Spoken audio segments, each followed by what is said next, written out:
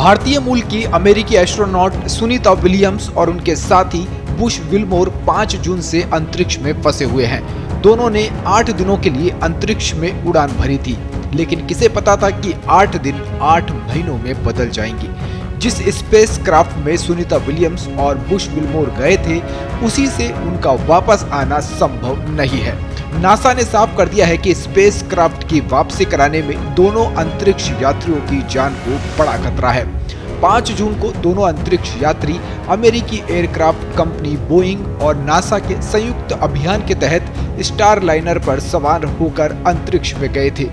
Star liner ने दोनों को पहुंचा तो दिया, लेकिन तमाम दिक्कतों की वजह से उनका वापस आना संभव नहीं हो पाया। अब वहां पहुंचकर दोनों एस्ट्रोनॉट फंसे हुए हैं। नासा ने बताया है कि वो अब बैकअप प्लान पर रिव्यू कर रहा है। दरअसल दोनों एस्ट्रोनॉट जिस स्टार लाइनर में सवार होकर गए थे, उसमें केवल 96 घंटों का ही ऑक्सीजन बाकी था। अगर उनकी वापसी में स्पेस क्राफ्ट थोड़ा सा भी वायुमंडल में डाइवर्ट हुआ तो उसे कई दिन एक्स्ट्रा यहाँ आने में लग सकते हैं। ऐसे में दोनों एस्ट्रोनॉट की मौत हो जाएगी। यही नहीं, अगर स्टार लाइनर गलत एंगल से पृथ्वी के वायुमंडल में प्रवेश कर दिया तो भी पूरा स्पेस क्राफ्ट जलकर भाप बन सकता है। नासा के अनुसार इंटरनेशनल स्पेस स्टेशन में मौजूद सुनीता विलियम्स और बुश विल्मोर अभी पूरी तरीके से सुरक्षित है। स्पेस में उनको जितनी ऑक्सीजन की आवश्यकता है वो वहां पर बनाई जा सकती है। दूसरा ये भी कि उनको कार्गो क्राफ्ट से आवश्यक सामग्रियां भी पहुंचाई जा रही है।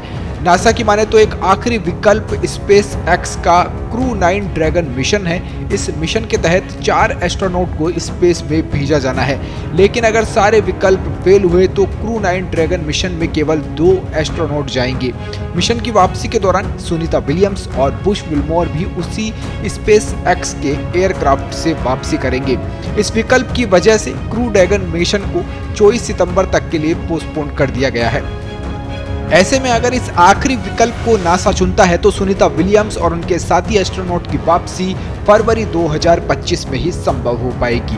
अब सवाल यह है कि कोई अंतरिक्ष यात्री कितने दिनों तक स्पेस में रह सकता है और सुनीता विलियम्स के पास कितने दिनों तक स्पेस में रहने का अनुभव है। सुनीता विलियम्स अब तक 3 बार स्पेस की यात्रा कर चुकी है। नासा ने साल 1988 में उन्हें अंतरिक्ष यात्री के तौर पर चुना था। वो पहली बार साल 2006 में अंतरिक्ष यात्रा पर गई थी। इस दौरान उन्होंने करीब 195 दिन स्पेस में बिताए थे। वहीं सुनीता ने दूसरी बार साल 2012 में स्पेस की यात्रा की थी। उस समय वो 127 दिनों तक स्पेस में रही थी। दूसरी अंतरिक्ष यात्रा के दौरान सुनीता ने 4 बार स्पेस वॉक भी किया था।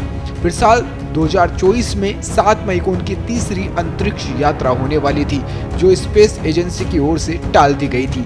आखिरकार बीते 5 जून को उन्होंने तीसरी बार अंतरिक्ष के लिए उड़ान भरी थी, लेकिन स्पेस क्राफ्ट में खराबी आने के कारण अभी तक वो वापस नहीं आ पाई है।